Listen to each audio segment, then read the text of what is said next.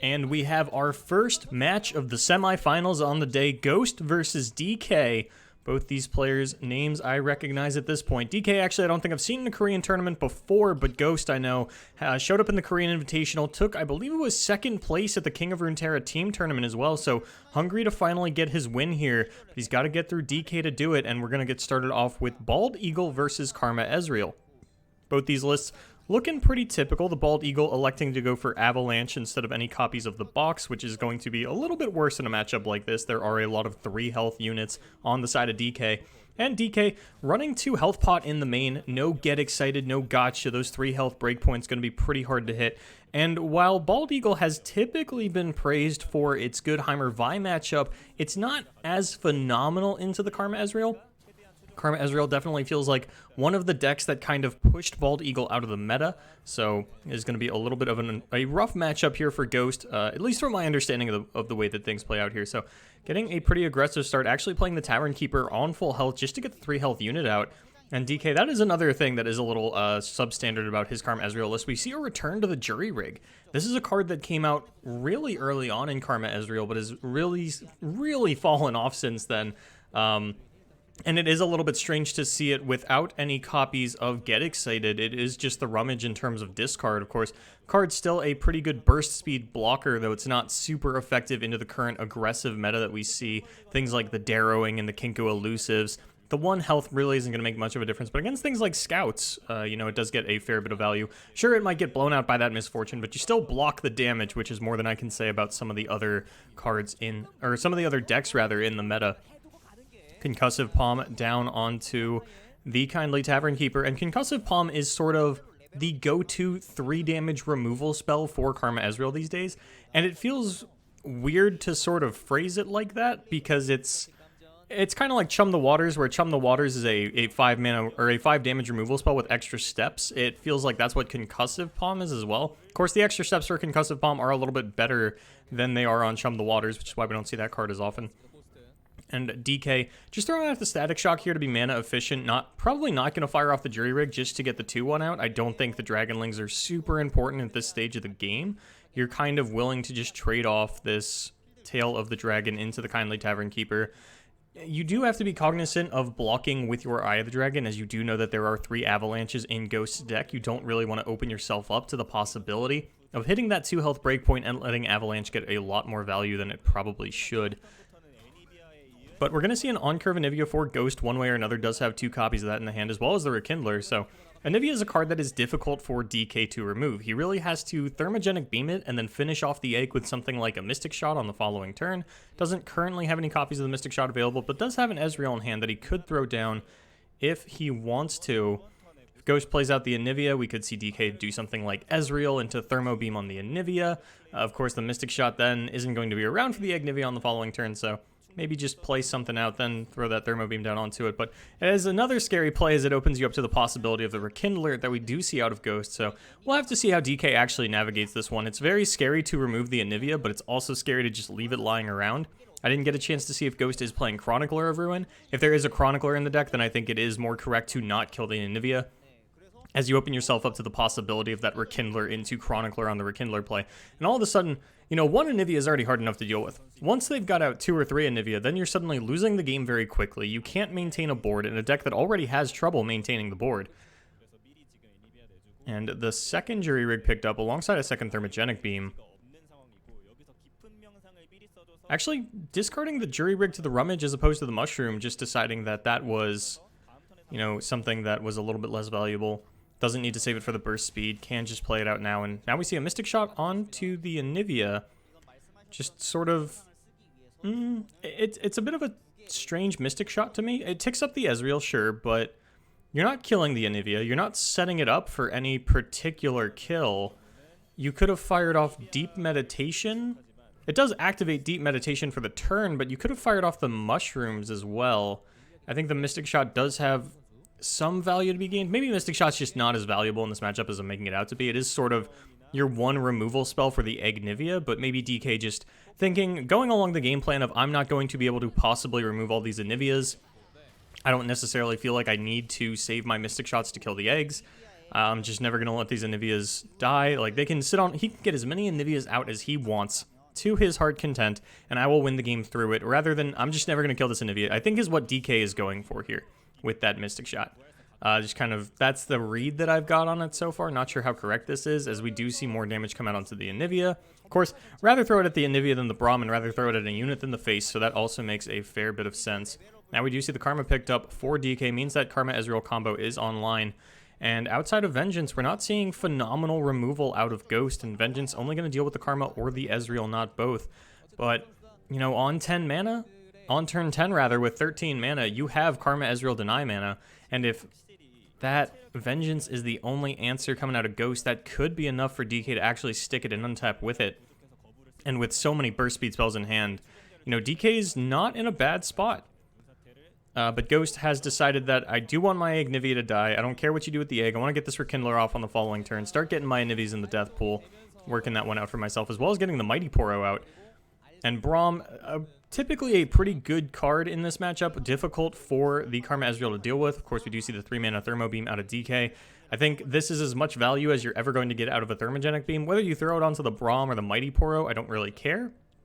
But I do want you to throw it at something. The Ignivia is even an option. You know, Anivia is already in the death pool. You don't want her reviving on turn 10. You do have a little bit more time to deal with that Ignivia, though. This is sort of the one time that Braum is going to be at 3 HP.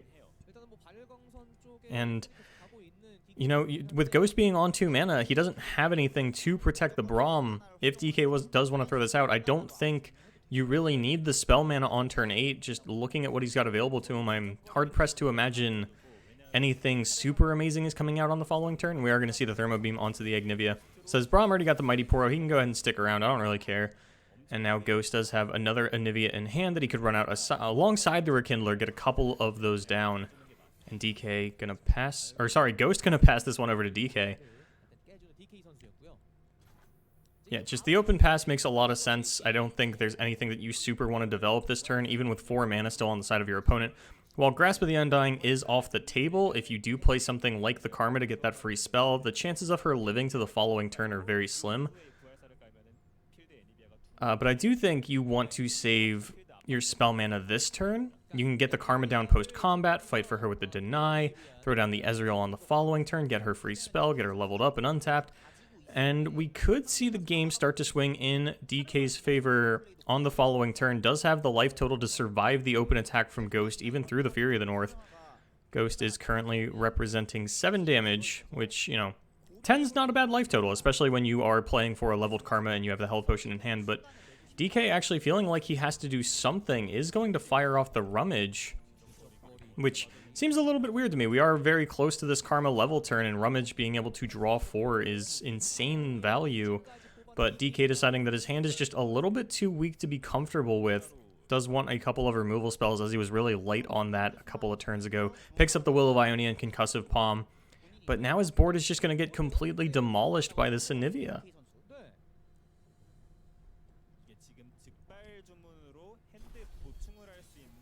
Pass back over to Ghost. Does get the Braum's Take Heart online. Could throw out the Rekindler for another Anivia if he wants to get down that double sort of Glacial Storm out of the Anivia, wipe out the Claws of the Dragon without having to pull it with the Braum.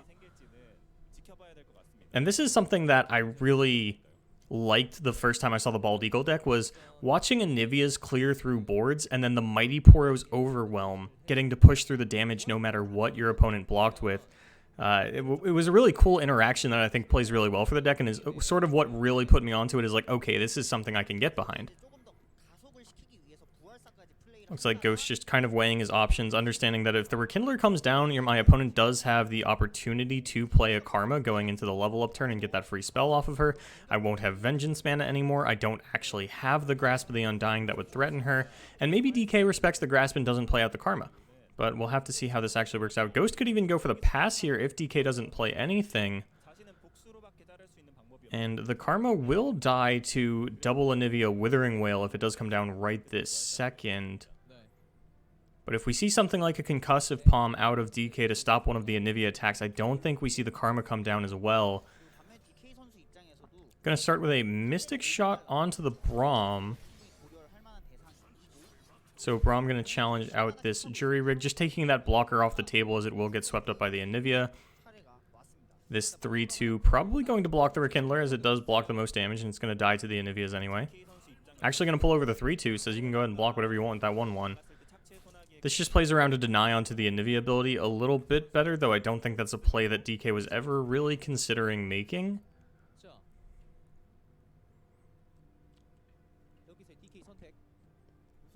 But all in all, it doesn't matter a whole lot what you actually pull with the Braum in a situation like this. I'm trying to think if there's any world where, even if I deny one of these Anivia abilities, like, does this Claws of the Dragon actually get value as a block onto anything? I'm pretty sure the answer is no. Okay, don't. I was going to say block literally anything except the Mighty Poro. We're going to see Concussive Palm onto the Poro, actually, to preserve the life total a little bit. And like I said, I think this means the Karma's not coming down this turn. You do have to play respectful of that Grasp of the Undying.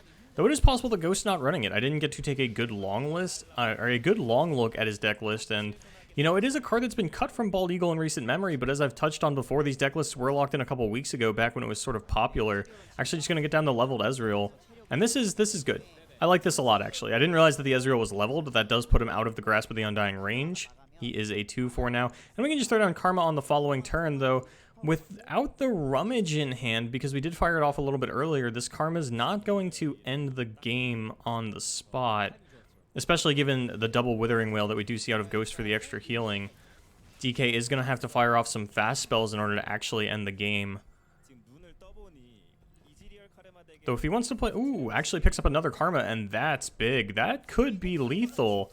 It only takes 5 burst spells to end the game with the Karma Ezreal out, and now getting Karma's Insight of Ages is absolutely massive. And we could actually... Okay. I was going to say, we could actually just see a pass out of DK when Ghost went for the pass there.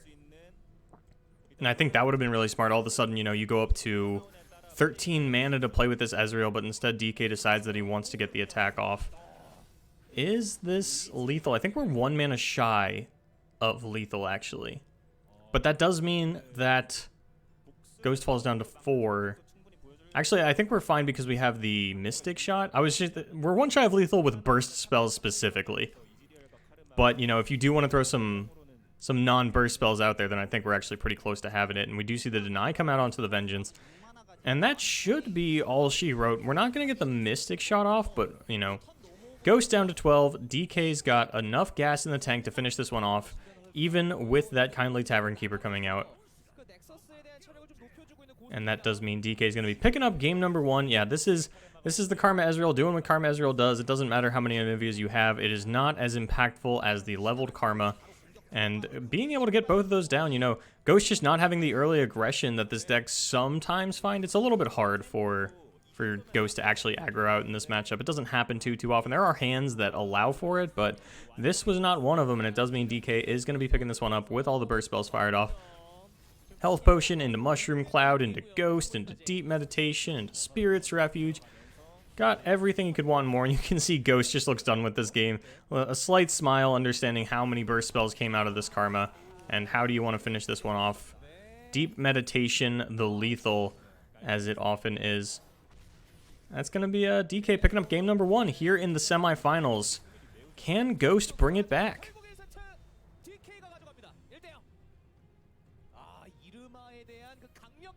자, 두 선수 두 번째 세트 준비하고 있습니다. 굉장히 재밌는 선택을 한 두 번째 세트인데요. 과연 어떤 경기 양상이 펼쳐질까요? 두 번째 세트입니다. 이제 양 선수 모두 Boy, oh boy, are we going to get to see something special. If you were looking at DK's hand, the Shadow Isle player, and wondering what this is, thinking, oh, maybe it's a little bit more of an aggressive version of Indoor Spiders, you would be dead wrong. So this is Shadow Isle Noxus, and it's got Elise in it, but it is not Spiders by any means. I think it looks like an Undying deck. The spells in this deck are like 3 Ruination, 3 copies of Glimpse Beyond, and there was only one other spell. I don't remember if it was Vengeance or Atrocity. I think it was Vengeance. And then on the side of Ghost, we have Fiora Shen. But so another like substandard deck that we really don't see that often. You know, we see the Shen, the Greenglade Caretaker, the Denies, the Spirit's Refuge, things of that nature, barriering up and protecting the Fiora. Although I don't actually think there was Spirit's Refuge in his deck. I think it is just the Greenglade, Shen, and Deny. But on the side of DK, you might be wondering, okay, so I see that Mist Wraith, or that Wraithcaller in his hand, so this is a Shadow Isle Allegiance deck. What Noxus cards could he possibly be running if we're not seeing something like Darius? Well, friends, I will tell you, it is 3 copies of Captain Pharaon as the only Noxus cards in this deck. This is an absolutely wild list out of DK, and I am very excited to see how it plays out into this board control matchup of the Fiora. Typically, I would feel like this is actually a pretty bad matchup for DK. He has a lot of weaker units and a lot of 3 health units that just play into the Fiora. But we do see 2 Vengeance in the hand of DK, though Ghost is running Deny, as I had mentioned a little bit earlier.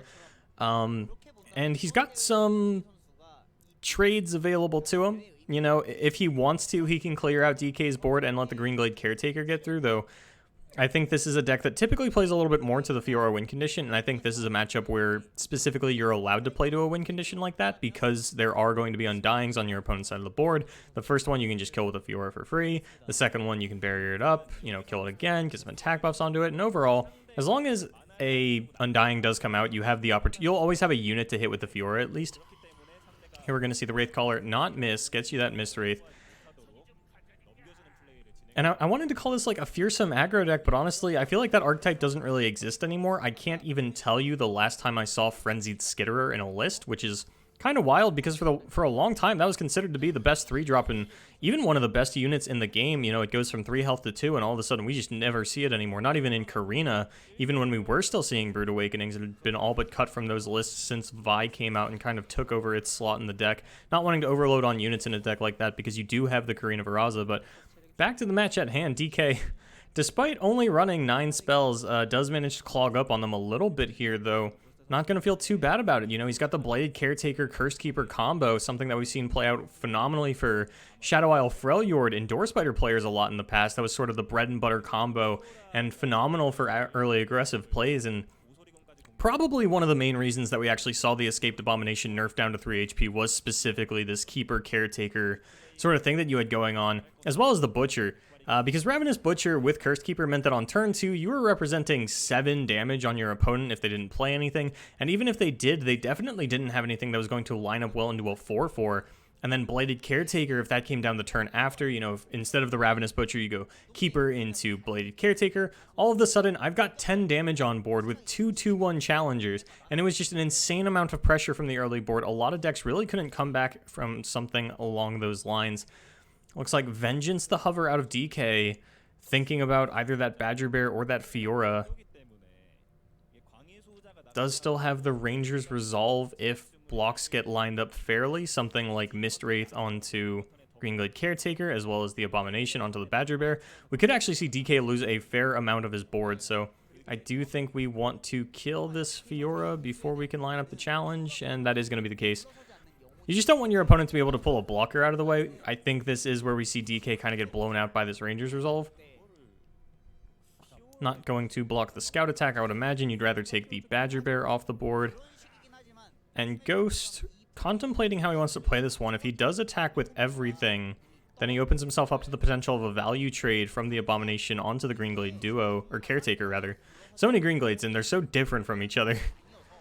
Yeah, okay, so we are going to see the Abomination line up onto the Badger Bear. This probably still prompts the Ranger's Resolve.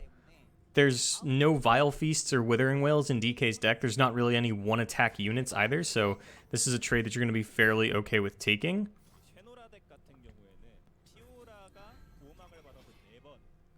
You know, it's not the most value you could ever get out of the card, but it is one of those things that you need to fire off before you really start to lose the board. And Ghost, you know, at a relatively low life total for how early it is in the matchup, there we see the Ruination out of DK. 3 copies of that Ruination, by the way. And now we're going to see, yeah, this is the combo I was talking about. This is so powerful. Even if he holds back the units, you know, you're still taking out a significant portion of your opponent's board. We are just going to see the full clear on the board, but this actually doesn't play out phenomenally for DK because there is the Radiant Guardian on the side of Ghost. Does have the Vengeance to line up onto that one, though, so not going to feel too bad about it. Though this is definitely not a phenomenal hand for DK. Is going to have Glimpse Beyond as well as Vengeance available to him on the following turn if he wants, and a Relentless Pursuit off the top represents a lot of damage. Ghost going to be able to start to stabilize at a point like this. This Protege might prompt the Ruination out of DK. This is, you know, a kind of juicy one. You don't let your opponent get any lifesteal off. Sorry. Oh, God. You don't let your opponent get any lifesteal off with the Radiant Guardian. You know, you deny the... Yeah, really just the lifesteal is what you're worried about, though. It looks like DK decides that he can play the long game, isn't particularly worried about something like that. Is going to fire off the Vengeance. Critically not going to fire off the Glimpse Beyond, as that does leave the Laurent Protege in the range of the Mist Wraith that'll be coming down as a 3-2.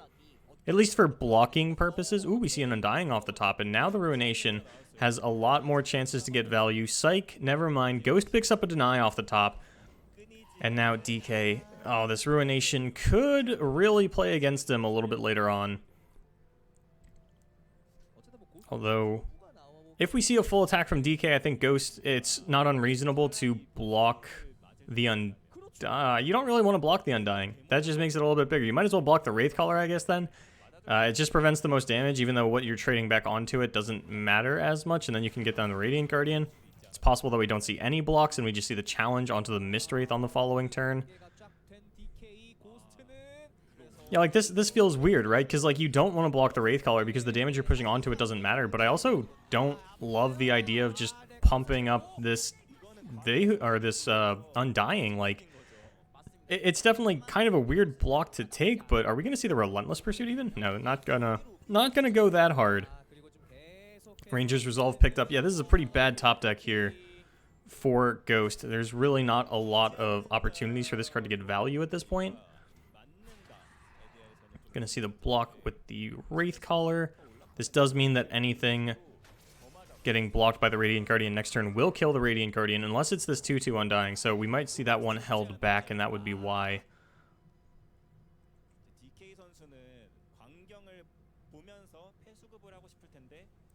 Looks like DK might just fire off this Glimpse Beyond in order to pump up that Undying to a range where it can kill the Radiant Guardian, as well as get a couple more cards into his hand. He does still have some very threatening cards in deck that he could find. You know, like I said earlier, 3 copies of Captain Pharaon, and even regardless of the Decimates, that's just an 8-8 with Overwhelm. That is a massive unit and threat for Ghost to have to deal with. And Ghost, critically, also has quite a few dead top decks. You know, we saw the Ranger's Resolve off the top. Shen would be pretty good in a situation like this. Oh, we see the Captain Pharaon picked up for DK. This is what I was waiting for. This is massive. Ghost has nothing to deal with this. I didn't see any Concerted Strikes in his deck. He's just going to surrender immediately. That's DK going up 2-0.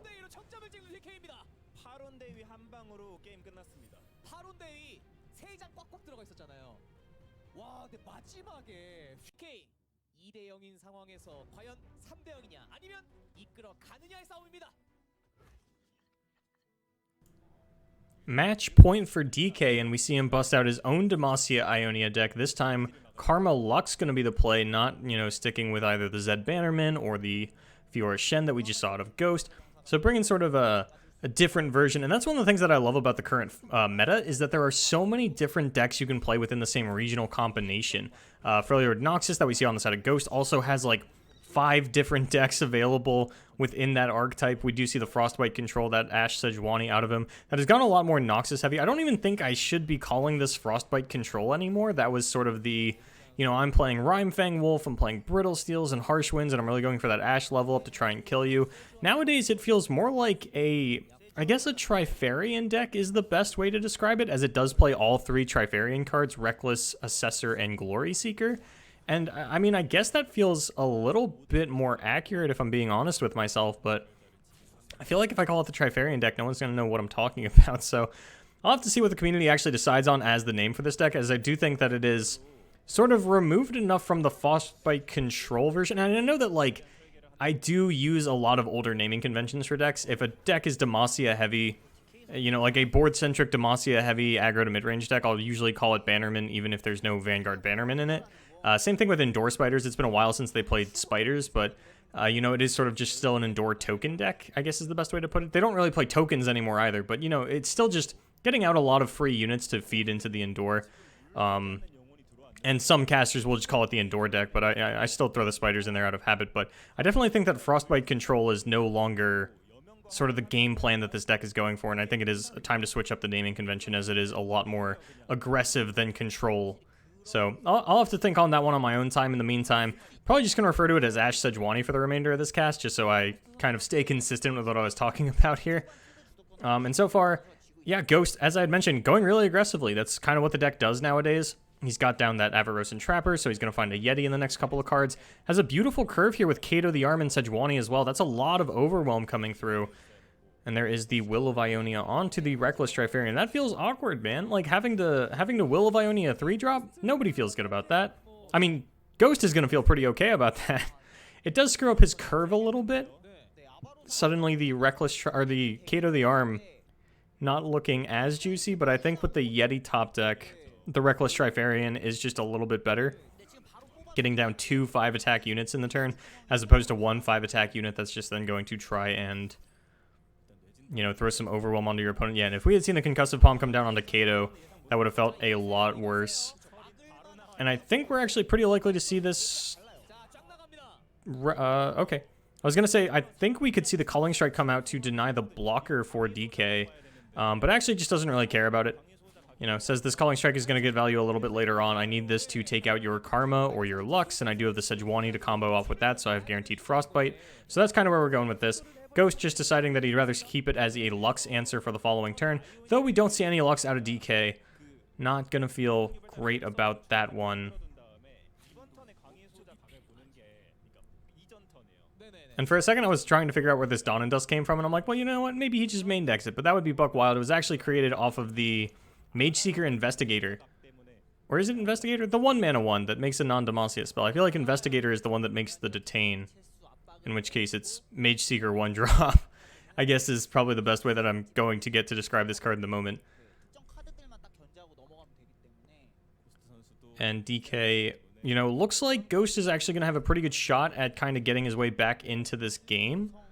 I'm a little surprised that DK didn't go for a block onto a more impactful unit to run out the Radiant Guardian, because if you can throw down Unyielding Spirit onto the Radiant Guardian, that's sort of one of your better bets for winning the game in the short term. You know, you could have gone for something like the Dawn and Dusk onto the Radiant Guardian as well, just to get out that extra bit of lifesteal on the following turn. You also have single combat available to you. So we know that it wouldn't really have worked out, as Ghost did have that Sejuani Calling Strike play, but I think that might have been DK's best bet, as now things are looking a little bit rough.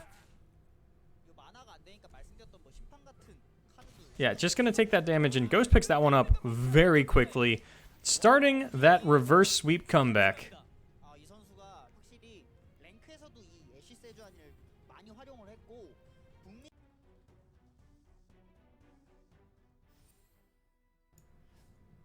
Game number 4, we're going to see a swap on the matchups, but both players playing decks that we saw a little bit earlier on in this match. As I had mentioned a little bit in the preamble, once you play a deck, you're not allowed to play it again, but a lot of players have overlapping decks. So we're going to see the Ash Sejuani now out of DK, and Ghost bringing the Karma Ezreal deck that I like a lot. He has replaced 1 Karma with the Vi. He is also going for a lot of 3 damage removal spells. Out of DK, we saw the Jury Rigs. We didn't see any Get Exciteds. Ghost has brought 2 Get Excited and 1 Gotcha. It's going to play out a little bit better for him in a matchup like this, as we do see 3 Ashe in DK's opening hand. And the Ice Veil Archer could get played here to try and have a more aggressive opener. It's almost always going to die to something, but you still would like to see what it actually dies to. What out can I get out of my opponent? Because if there wasn't a Mystic Shot, then we'd either have to see a Static Shock on the face on the following turn, or a Thermogenic Beam come out. Really, Mystic Shot is something that you're kind of fine getting out there. Just, you know, that's something that's not killing your Trifarian Glory Seeker. It doesn't feel great, but it doesn't necessarily feel bad either. And DK, jamming 2 Captain Pharaon into this deck, you get to bring each region twice, and it looks like DK has elected to, across his 2 Noxus regions, just bring 5 copies of Captain Pharaon. Just apparently really liking that card, and I can't blame him. I absolutely love the new Captain Pharaon. I think it was one of the more successful reworks that they had for Useless Epics, you know, in patch 1.4. Still haven't seen Jay Medarda or Ren Shadowblade do anything in tournament. Cough, cough. Let's see what patch 1.6 brings us on that end. It looks like we're going to see Thermo Beam down onto the Ashe, as this does play around the Elixir of Iron, still dealing that full 5 damage. Says Elixir can't get you out of this one, Buckaroo. But DK's got Ashes on backup and actually going to get down a Yeti. And speaking of 5/5s, DK is actually running 2 Avaros and Hearthguard in his deck. That's something that we didn't see out of Ghost's Ashe Sejuani, going for a much more aggressive top end, but DK deciding that he can take it long sometimes. Concussive Palm down onto the Yeti. This does work as that pseudo 3-mana removal spell, or 3 damage removal spell, as now it does line up into the Trapper, but Ashe going to take that one off the table, and Ghost looking like he's got a pretty useless hand up until this point. Ashe going to take out that Tail of the Dragon sort of blocking value, and you don't love blocking with the Shadow Assassin here. It does set this up to die to either the Thermogenic Beam post-combat or a Mystic Shot, but this Ashe is sort of the least of your worries with how many other 5-attack units are in DK's hand. We could even just see the Ashe into the Glory Seeker come down on the following turn, and Ghost is running out of removal. 2 Thermo Beams down already, but this Gotcha could be big if DK does go for the Ashe setup again this turn. And I think it's pretty likely, you know, Ashe into Glory Seeker seems very valuable.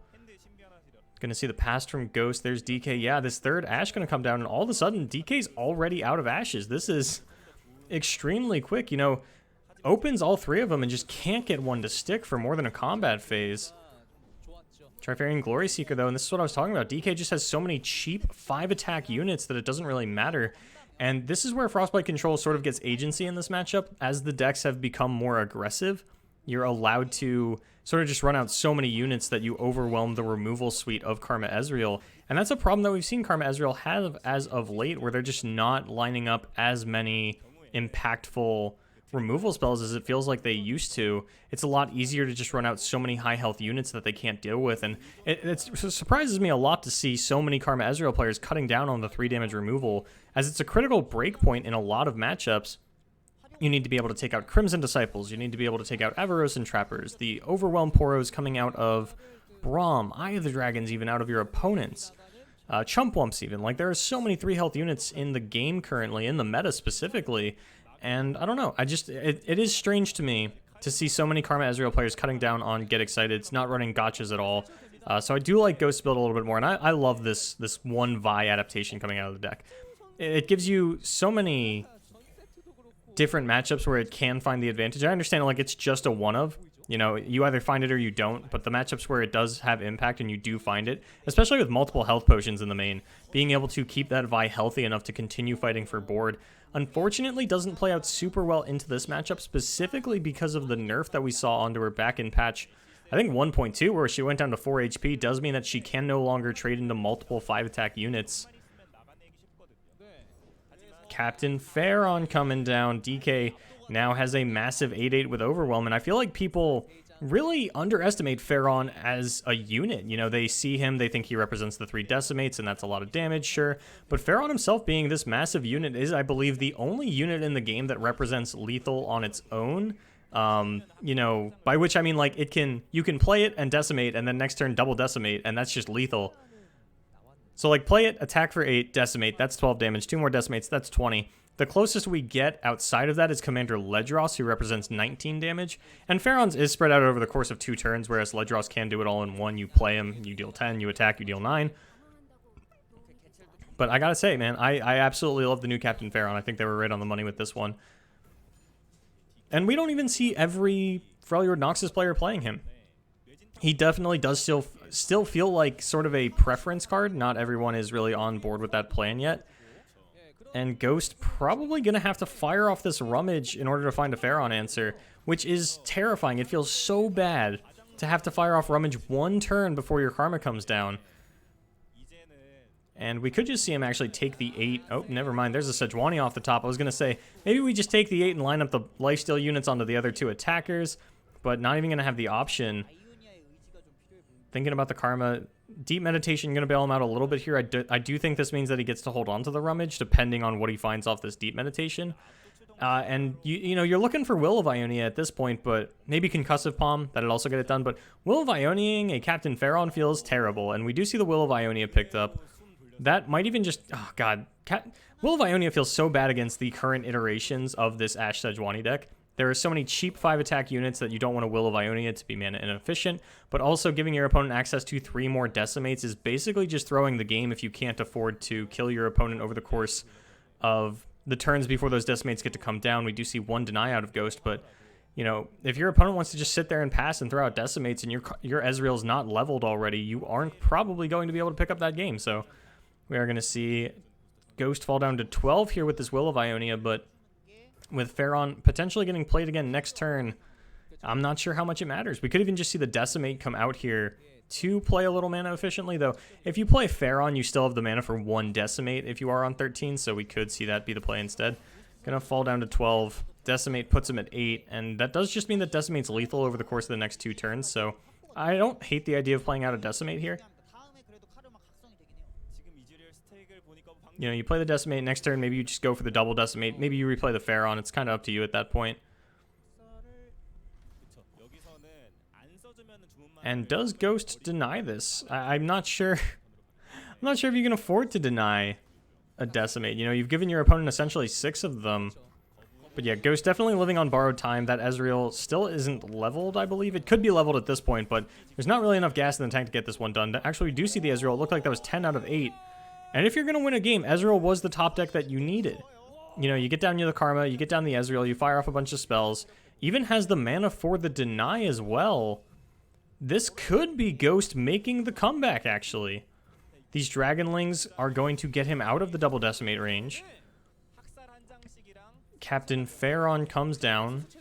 We see Karma. As long as we don't see the Rummage on this turn, and there's really not a reason to Rummage on this turn. Now we see Ezreal. We could see Culling Strike into deny, and then Ghost. It still depends on what gets picked up off this Rummage, but I think he's got a really good shot. That's lethal? Yeah, it looks like that is lethal. Okay, yeah, so didn't even see that one coming. The Rummage going to put him down to 8. The Mystic Shot now going to...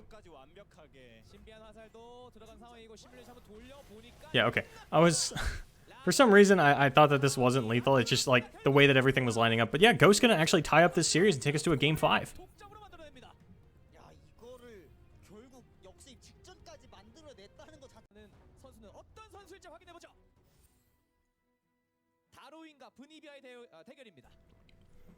This is what you'll love to see. Game number 5 of the semifinals. Winner will advance, loser goes home, and we've got the 2 Shadow Isle decks of the format sort of going against each other right here. Ghost on that Darrowing, and DK on the Bald Eagle.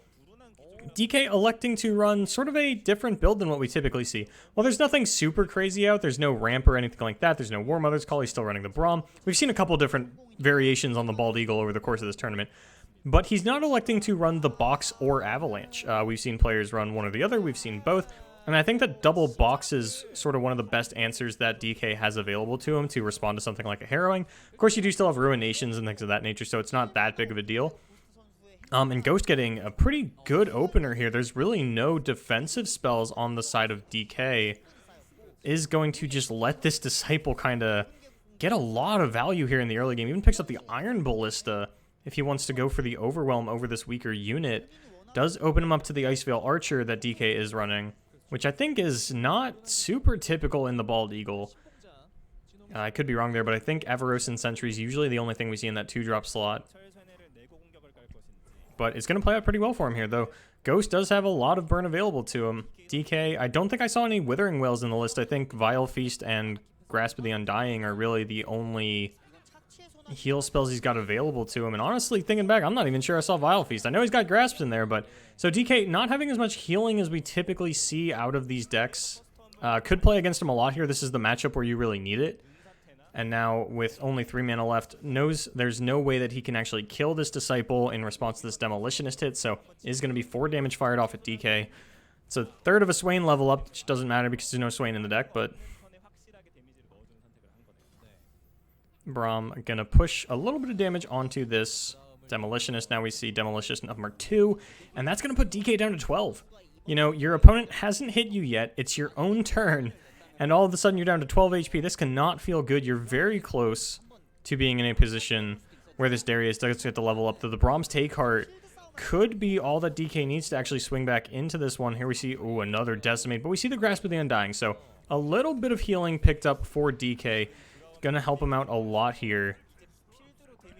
And Ghost, while he's got some okay tools at the moment, doesn't really have anything immediately available to him to actually close out the game over the massive board that DK has built for himself.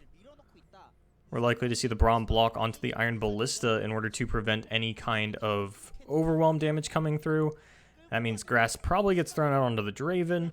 We kind of have to see where we go from there, as there is the possibility for this Transfusion to get a lot done here. And actually, DK going to play around the Transfusion, blocking the Iceveil Archer onto the Crimson Disciple, not wanting to take a little bit of extra damage by blocking the Aristocrat and having the Iceveil take out one of the Demolitionists. And actually, we are going to see a little bit of Overwhelm push through as he decides that he wants to kill the Draven with the Braum. Says, I don't really want you getting immediate value off of that, you know, quick attack. I want to actually be able to push back onto the Draven and kill it. We're not even going to see Grasp of the Undying come out of DK in combat here. He is going to fall down to 9. So he could fire it off post-combat, but not, you know, just really respecting this Transfusion out of Ghost, as evident by the Iceveil Archer blocking onto the Disciple, as well as no Grasp getting fired off in combat. And Ghost, this is a relatively scary proactive Transfusion, but it looks like he is going to go for it anyway. Draven over onto the Disciple, maybe the Ballista. The Ballista makes a little bit more sense. It does let that unit actually live. Your opponent doesn't have Vengeance available to them, so... But instead we are going to fire it off onto... Oh, and we're actually even going to go for the Spinning Axe as well. Pushing DK down to, I believe, 6 life? 6 life when all is said and done. That Grasp of the Undying then does just put him outside of double Decimate range. Though now I think we do see the Grasp onto the Iron Ballista, and that does mean it's DK's going to go to 10 when all is said and done. The board's going to be relatively even in terms of units, but with DK having that massive Braum, I definitely got to give the advantage to him.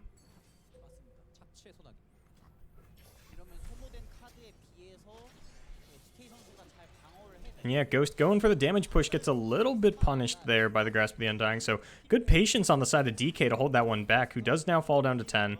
Is still, as I mentioned, just outside of that double Decimate range. Ooh, and a Disciple picked up. Not super impactful given the massive Braum on the side of DK. And Ghost has to find something else, and he's got to find it relatively soon. Darius doesn't even really impact much, as we do see Fury of the North in DK's hand, that Braum providing an excellent blocker for something like that. But this Disciple does at least prevent the Anivia attack for the turn. Braum is just going to eat it up right away, which does feel a little bit bad, but at least you stopped your opponent from killing you a little bit quicker. Now we see Decimate come down, going to put him down to 6, prevents any potential healing outside of the range of the Darius, but Darius, as I mentioned, not going to be enough thanks to this Fury of the North. Oh, and there is the Darius. That is a little unfortunate for Ghost, as... You know, he's still got time to find something else. He's not really in danger of dying anytime soon, especially if the Fury of the North is going to be used defensively. But there are a few matchups, a very few spread of matchups I feel where the Braum take heart actually works out, and maybe it's just because every time I've played a Braum, it's into an Ionia deck, and I'd have to respect the will of Ionia, but this is one of the matchups where the take-hearted Braum really can take over. But this Darius at least does put a Darius into the death pool for the purpose of the harrowing, if we see that come out a little bit later.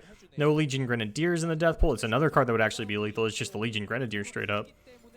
Fury of the North. Yeah, that's going to level the Braum as well, and now DK should have lethal over the course of 2 turns as the Mighty Poros continue to come out of this, as well as just having a big Braum, as well as just, you know, the Anivia cleaning up the board. But Ghost still has quite a bit of potential for lethal here. Any burn spell off the top Demolitionist actually is enough if he can get one to survive, but I don't think that's going to be the case. It's likely to be the Anivia attack to clean up the second Demolitionist as the first one dies to the Braum. Yeah, going to block out a little bit of damage. But as I mentioned, DK lethal over the course of 2 turns. Can Ghost find it? Just needs a unit or a Noxian Fervor. Could even just find the Harrowing, as he will have the spell mana available to play Harrowing as well as the Demolitionist onto the Disciple. DK down to 2. And as I had mentioned, DK doesn't have as much healing as we typically see out of some of these decks. Ghost has a lot of potential to pick this one up here. Darius actually doesn't do it because of the 5/9 Braum, but there's a Legion Grenadier, and there's nothing on the side of DK. Ghost manages to clutch this one out with the top deck, getting that reverse sweep we were talking about, and Ghost, you can see the fear in his eyes, hoping, praying that this is going to work out for him, and I think Grenadier should make you feel a lot safer about your chances going into this with the Demolitionist. And now Ghost thinking, do I even go for the Demolitionist? What is the implications of a Grasp of the Undying onto something like that? And he is just going to go for the Demolitionist and DK, drawing too many Anivias, too many high-cost spells. Unfortunately, Bald Eagle, this is why you are not the mainstay Shadow Isle deck of the format. Darrowing is, and the king is home, baby. Darius is going to be able to pick this one up. Ghost is moving on to the finals in his 3rd Korean Invitational appearance. And that is well played on the side of both players. DK just going to fire off both harsh winds to let Ghost know what was going on. And we have our first finalist. Congratulations to Ghost. DK, you fought hard, but at the end of the day, it was not enough. You're going home a semi-finalist. Oh, what is this? Is he going to go play whack-a-mole with them? What the hell?